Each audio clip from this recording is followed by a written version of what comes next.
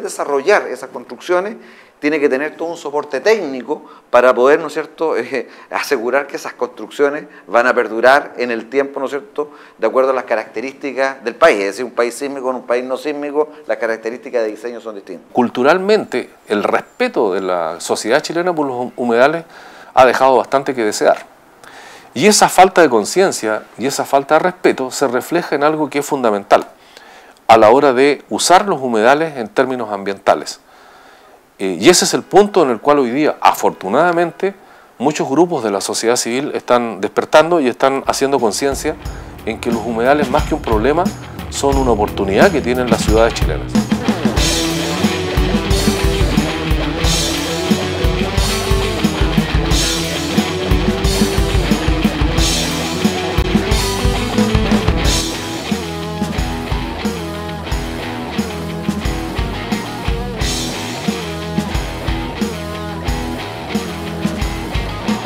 El 2005, con motivo de las intervenciones realizadas en el humedal Los Batros, se formó en San Pedro de la Paz la agrupación Defendamos San Pedro, la cual puso en uso el término humedal. Mi nombre es José Miguel Morales, soy director de la agrupación Defendiendo hace 3 años. Somos una agrupación vecinal preocupada de defender el patrimonio natural de San Pedro. Patrimonio que vimos amedrentado principalmente por lo que es el proyecto inmobiliario San Pedro del Valle, de la empresa Itue. Ese proyecto generó 1.400 viviendas sobre el humedal Los Batros, humedal que antiguamente los distintos vecinos han aprovechado para sus paseos diarios, sus paseos vecinales, sus paseos dominicales y familiares.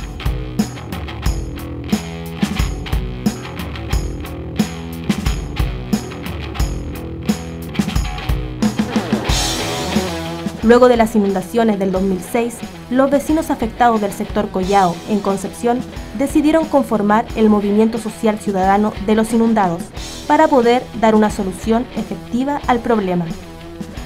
No pasó mucho tiempo para que se vieran tratando de evitar el relleno de los humedales aledaños al río Andalién. Estamos parados en lo que es el antiguo cauce del río Andalién. La línea arbórea que tenemos, de vegetal que tenemos acá atrás, constituye el antiguo pretil del río Andalién.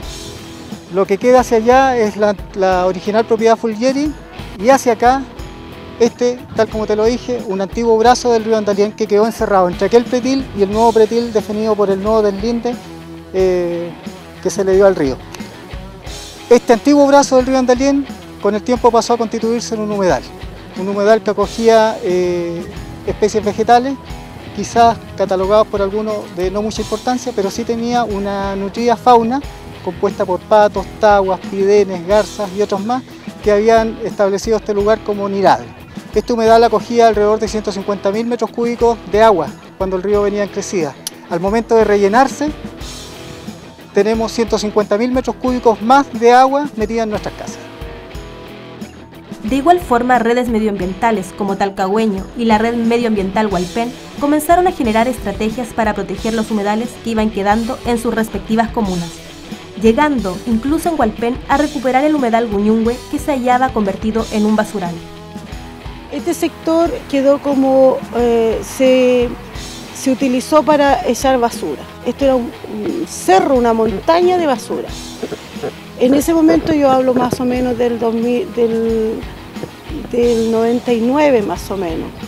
Empezamos nosotros con un grupo de niños y de adultos con el tema medioambiental y vimos que este lugar era posible recuperarlo. Y hicimos una campaña de recuperación de este espacio.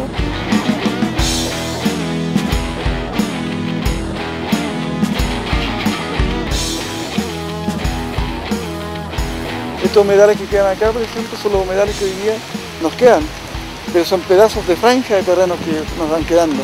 Y hoy día, porque hemos peleado nosotros, hemos estado dando la pelea por recuperar este humedal y que este humedal quede para el futuro de otras generaciones.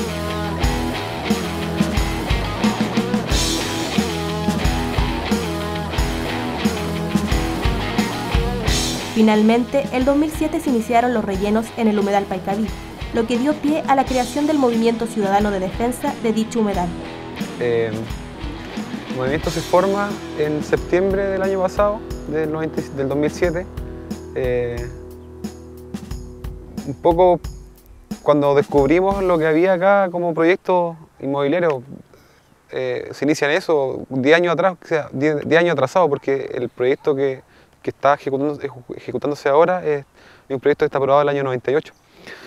Entonces nos damos cuenta en ese momento y ahí empezamos a actuar como movimiento, pero igual hay antecedentes anteriores donde alguna gente había hecho alguna manifestación en algún momento, se había ejecutado un proyecto de la radio Lorenzo Arena con un fondo de protección ambiental de la CONAMA que se llamaba Valoración del Humedal Paiscaví, donde intentaban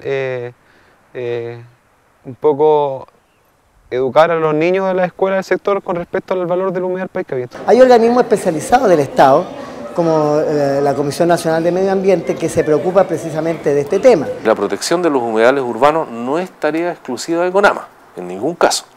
También interviene el Ministerio de Vivienda, también interviene la Dirección General de Aguas del Ministerio de Obras Públicas, también puede intervenir la Dirección de Obras Hidráulicas del Ministerio de Obras Públicas y sobre todo y ante todo la propia municipalidad respectiva, que tiene bajo sus funciones y sus capacidades legales la de generar y conformar el instrumento de planificación de territorio que se llama Plan Regulador Comunal.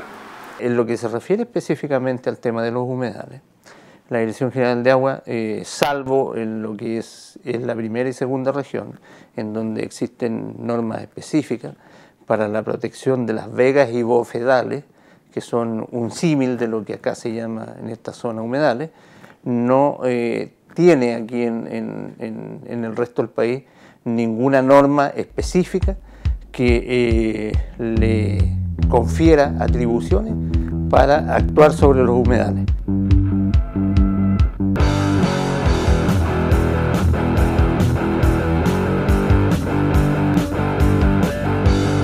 El problema que tenemos en este humedal tiene que ver como con todos los humedales de la región, la intervención de las inmobiliarias que están al fondo, que han venido durante años instalándose, no han considerado el daño que están produciendo y las autoridades comunales y gubernamentales tampoco han dimensionado el daño. El tema nuestro, por ejemplo, San Pedro del Valle, tú ves y tomas el plano regulador, existe una zona que se te define como zona de valor natural de lo que es el humedal Los Batros y te lo define una zona de protección cercana a 400 hectáreas. Esas 400 hectáreas hoy día no se han tocado desde el punto de vista urbanístico.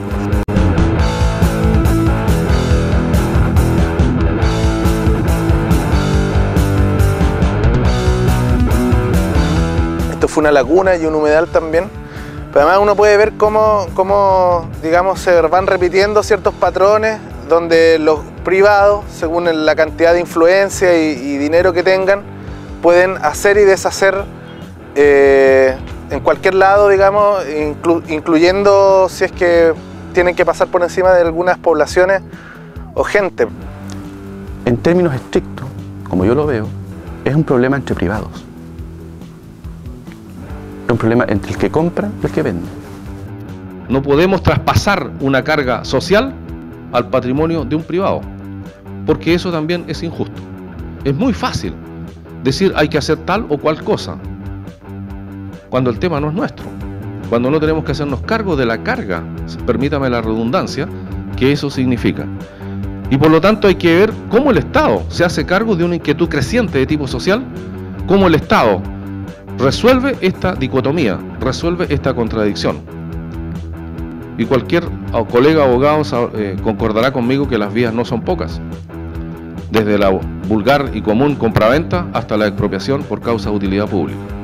Pero de alguna manera tenemos que hacer carne, porque este problema, como ya lo dije al comienzo de mi intervención, es un problema que va más allá del mero aspecto o inquietud ecológica o ambientalista. Este caballero se vino a instalar acá por ahí por el año 92, por lo cual tuvieron que hacer relleno en todo este sector sin previa información a los vecinos, por ejemplo. No se tomó el consentimiento de los vecinos, sí con el permiso municipal. En ese tiempo la CONAMA creo que no existía, por lo que yo he leído, no había una entidad que regulara este tipo de casos, por ejemplo. Hay un montón de humedales, tal vez más pequeños, que van a sufrir la misma suerte si no se introducen cambios legales o por lo menos no se introduce la voluntad política de las municipalidades y de algunos servicios como las CONAMA para poder protegerlo. La ley obliga a los servicios públicos a actuar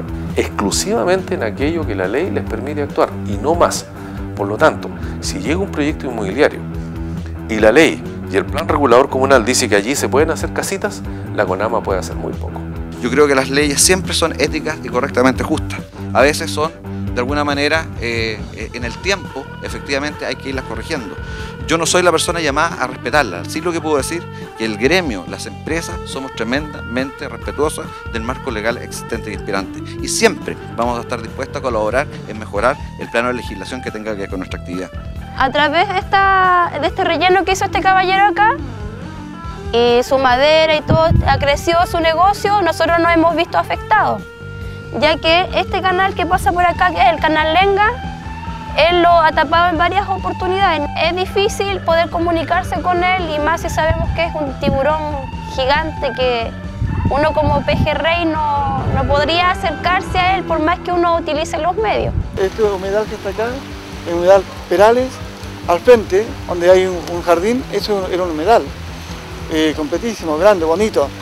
Hoy día ese humedal se tapó y el hecho de haberse tapado ese humedal hace 2 años atrás, la población Nueva Visión y la población Santa María, en el sector costero de la esquina acá, se inundó totalmente. El primer problema, y que fue notorio el año 2006, si bien habían distintos factores que hicieron que hubieran altas precipitaciones en poco tiempo, ¿no es cierto?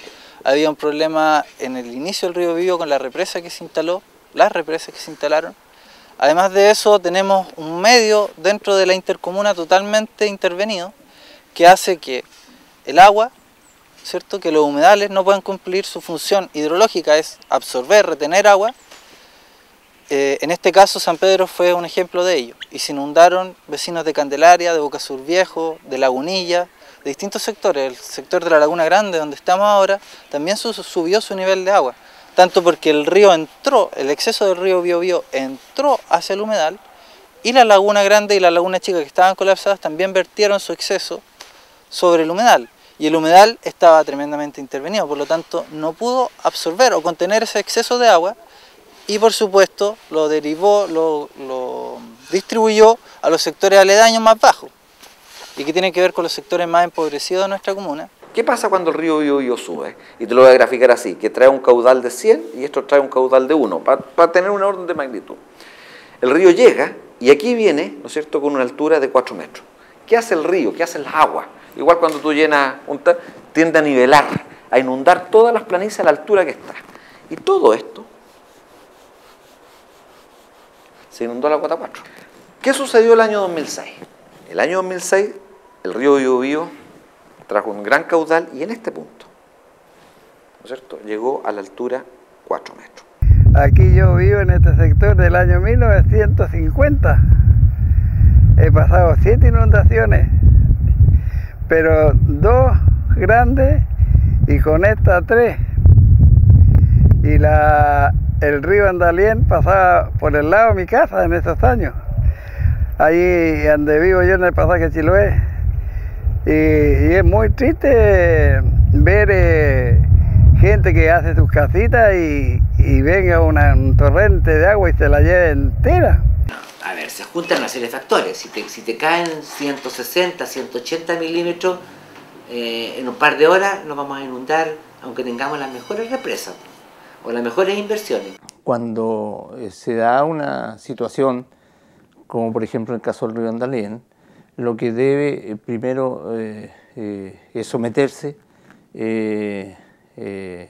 los puntos de discusión a los estudios que corresponden, por los especialistas que corresponden, y si se tiene algún nivel de duda sobre lo que esos especialistas han determinado, bueno, debe abrirse la posibilidad de confrontar esas conclusiones con conclusiones de algún otro especialista, de manera de poder aclarar el tema como corresponde, pero no podemos generar una discusión ciega sobre materias que son tan específicas y tan complejas. Con mi hermana empezamos bromeando, nos vamos a inundar.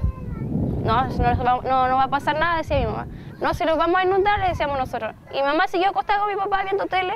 Con mi hermana empezamos de a poquito jugando, a subir las cosas a la mesa, los libros, los zapatos, las cosas de comida. Empezamos a subir la parte más alta. Pero si se inunda y se entra el agua, ¿hasta dónde se iba a entrar? Y empezábamos hasta el tobillo, ¿no? Hasta la rodilla, no hasta acá arriba. Entonces empezamos a subir todas las cosas en alto. Y de pronto empezamos a ver que el agua empezó a subir más de donde nosotros estábamos acostumbrados, hasta la puerta. En ese momento, autoridad no vi ninguna. Solamente tuvimos el apoyo de carabineros y bomberos. Acá los más afectados directamente en este momento son la gente de Tucapel Bajo, que están acá atrás. Y posteriormente cualquier tipo de población que esté en otro lugar que esté conectado con este humedal, puede ser Parque Central o Talcahuano, cualquier lugar que esté interconectado con este humedal va a ser afectado por la inundación en cualquier momento. Yo creo que las autoridades aquí nos han hecho un flaco favor a los pobladores y es por eso que nos inundamos, pues. Yo creo que el gran problema, esperamos que sea así, que haya sido así, que tuvo el río fue la falta de limpieza, evidentemente. La falta de limpieza, el río en algunos sectores tenía 20 metros, en otros 30, máximo yo creo que sí que tenía 30, pero en algunos tenía 10, 5. En el sector de las lomas de Bellavista, el río era, perdón, de los campos Bellavista, el río no había tenido más de 8 o 10 metros, y con árboles adentro del lecho del río. O sea, imposible que el agua pudiera fluir de forma mucho más rápida. ¿Y esa la responsabilidad de limpiar, a quién se le da? Ministerio de Obras Públicas. ¿Y han tomado así como medidas? Bueno, ya se ha limpiado, o sea, el río se limpió, que durante tiempo después les podría mostrar fotos, donde efectivamente el río se limpió casi en todo su cauce y tenía 80, 100 metros de ancho. Pero ya hoy día de nuevo están bancados. La gente tiene mucho miedo de que se vuelva una semana lloviendo, lo volvamos a inundar. Si tú vives a la orilla de un río y estás en la cota 2 y el río llega a la cota 3, ¿qué te va a pasar? ¿Y qué solución desde el área de la construcción se le puede dar a esa familia? La primera que uno piensa es erradicar, es decir, la gente que está. Si no, lo que uno hace es generar una compuerta en la desembocadura de los Batros y cuando el río suba, cerrar la compuerta para que el río no se meta por el canal y tomar plantas elevadoras y tirar el agua por sobre el muro. Es la única forma que tú tienes de resolver este tema. Lo que sí se puede recuperar ahora, como no es la laguna, sería que pudieran indemnizar a toda la gente que perdió sus cosas, ¿ya? Que llegó a perder su casa porque con las inundaciones se perdió la madera, devolver la salud que tenían antes los niños antes de las inundaciones, o sea, ser niños sanos, que ahora ya no lo son. Eso tampoco se puede recuperar. Pero más que nada ahora lo que se podría recuperar serían cosas materiales. Y un elemento importante en el desarrollo de las ciudades es la gente, las personas y las familias, que van decidiendo hacia dónde quieren vivir, en torno a qué entorno natural quieren desarrollar su vida futura. Este sector es de vulnerabilidad, por lo que dice la municipalidad, de un sector muy pobre, por lo tanto a la gente le cuesta más de lo que le costaría al común de la gente obtener sus cosas, qué sé yo, su cama, sus muebles, su refrigerador. Bueno, lo que están haciendo los estudios hoy día es aumentar el ancho del río, entre 80 y 100 metros, desde arriba del Valle Noble hasta prácticamente casi hasta el puente Las Ballenas. Pasa de 80 metros y después aumenta a 200 metros. Hay un catastro de humedales. O sea, ya la CONAMA ha definido dónde están, cuáles son, qué superficie tienen. Y todos ellos debieran ser protegidos. Y debiera crearse alrededor de ellos un cinturón que puede ser un paseo, una especie de balcón circular que los proteja de manera que la gente los mire de otra manera. A lo mejor miradores para ir a observar aves. Pero dejar también esa zona tranquila. Respetar los cursos de agua que tienen. Y no pretender que una canalización va a solucionar el problema de las inundaciones. Eso no es así. En todos los ríos que han sido canalizados en Europa están descanalizándolos, porque se dieron cuenta que era peor. La idea es que el agua pase lentamente, no que se vaya toda junta. Se van a sacar 2 millones de metros cúbicos de material del lecho del río. ese material justamente una de las aprehensiones que nosotros teníamos, porque siempre se ha dicho que el Valle Noble causó las inundaciones y todo lo demás. Sin embargo, el mismo estudio sugiere que ese material sea parte del relleno de estas mismas áreas y de las áreas de Comito. Recién para el 2009 se van a hacer los estudios, cosa que para el 2012 deberíamos tener algo claro ya con la canalización del río. Entonces, esa es la molestia de todos los vecinos, porque cada vez y cada año y cada invierno la gente está sufriendo. Lo que se podía encontrar era una variedad de coipos, coipo dorado y coipo rojo, los cuales lamentablemente ya no existen. Los mataron con trampas sumergidas, sobre todo coipos, tipo paracastor, se mataron con postonazo y con guache. Las garzas cucas también le dispararon, una garza que mide 1,20 m. En los humedales encontráis coipos, pidenes, encontráis 7 colores, encontráis sapitos, encontráis una variedad de especies que hoy día prácticamente, al ritmo que hoy día se están destruyendo los humedales, porque estos habitan exclusivamente en los humedales, y digo, estos se van a tender a desaparecer. Hay una variedad de aves pequeñas, las cuales son insectívoras, como el 7 colores, y en cuanto a los reptiles, culebra cola larga, y chilensis lelelm, que sería un reptil, nada más. No hay mucha variedad de fauna en cuanto a la humedal Pascaví, pero se puede encontrar como en cualquier humedal o cualquier laguna, cisne, tagua, aves que van migratorias y que pueden ir y volver. El Ministerio de Agricultura les definió la captura de ciertas especies, el traslado a otro lugar para poder intervenir el área. Y eso lo hicieron. Llegaron con los informes del Ministerio, llegaron con la aprobación de CONAMA, llegaron con la ratificación de CONAMA con el año 2008, y no hay nada más que hacer en ese caso cuando uno tiene todas las cartas en la mano y te dicen que, mire, se puede intervenir bajo estas condiciones, tú no puedes mucho que hacer. Y supuestamente se hizo una relocalización desde el SAC y con la empresa Madesal, que es de SAE. Pero el tema es que para hacer una relocalización tú tienes que hacer un estudio de impacto medioambiental, tanto en el humedal Pascaví como en Tubulraquia, donde supuestamente pusieron esos animales. Se hizo esa relocalización, en el SAC reconoce eso, pero lo reconoce en cuanto que tiraron una malla y lo que agarró la malla se lo llevaron y lo pusieron allá, que fueron exactamente 10 coipos y fueron 10 coipos y nada más. O sea, ninguna ave, ningún reptil, ninguna especie nativa que sea de flora, nada. En el caso que se ha mencionado últimamente del relleno Baicaví, que lo está haciendo la empresa Sáenz, también tengo entendido que ellos hicieron todo un estudio de declaración de impacto ambiental. Hay un tema, ¿no es cierto?, efectivamente, que se trabajó con la fauna existente y hay, de alguna manera, un esquema de tomar las aves que existen y trasladarlas. Por lo tanto, han incorporado. Y en el caso